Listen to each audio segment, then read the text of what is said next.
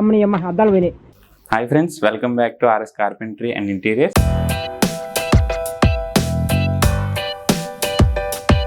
Last week stadium opposite లో పనారామ hills లో చిన్న మోడిఫికేషన్ చేసాం, ఒకసారి చూద్దాం ఫ్రెండ్స్. ఇది కిచెన్ వాల్.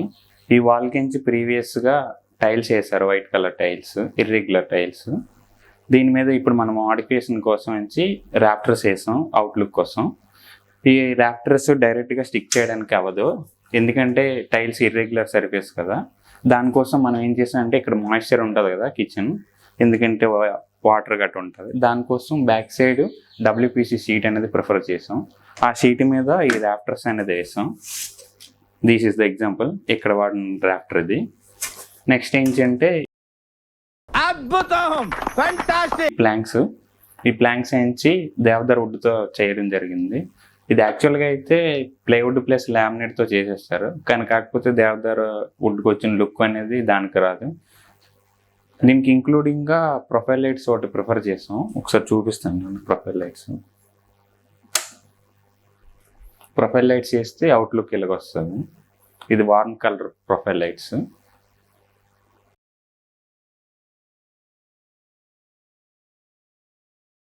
ప్రీవియస్లీ ఇది డైనింగ్ యూనిట్, బట్ మనం దీన్ని storage unit plus preparation unit కింద మాడిఫై చేసాం. డోర్స్ యాడ్ చేసి డోర్స్ మీద సేమ్ రాఫ్టర్స్ స్టిక్ చేసాం.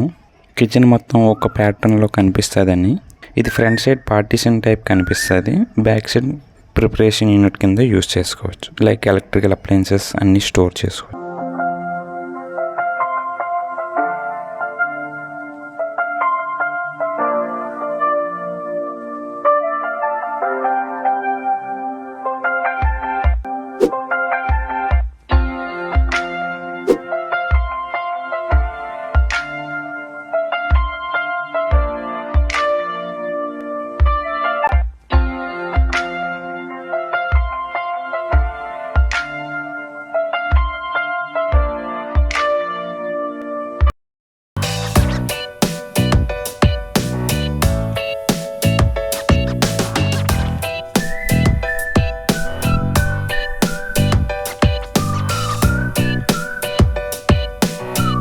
బాగుందనా?